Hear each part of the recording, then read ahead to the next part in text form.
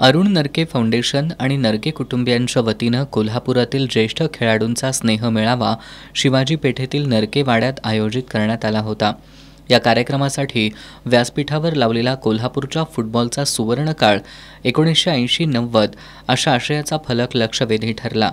जिल्ह्यातील सर्व फुटबॉल संघांचे ध्वज, प्रत्येक संघाची वेगळी आसन व्यवस्था, व्यासपीठाच्या बाजूला भव्य फुटबॉल आणि फुटबॉल संघांचे टी-शर्ट लावण्यात आल्यामुळे फुटबॉल मैदानातच हा कार्यक्रम होतोय अशी वातावरण निर्मिती करण्यात आली होती। यावेळी जुन्या काळातील विजेत्या संघाचे फोटो स्क्रीनवर दाखवत अभिजित वणिरे यांनी त्या खेळाडूंची ओळख करून दिली। यावेळी जिल्ह्यातील सुमारे 300 ज्येष्ठ खेळाडू सहभागी झाले होते। सुरुवातीला जनार्दन सूर्यवंशी, जयवंत सरनाईक, अप्पासाहेब वणिरे यांच्यासह सर्व दिवंगत खेळाडूंना आदरांजली वाहण्यात आली। या स्नेह मेळाव्यात अनेक ज्येष्ठ खेळाडूंनी मनोगत व्यक्त करत जुन्या आठवणींना उजाळा दिला।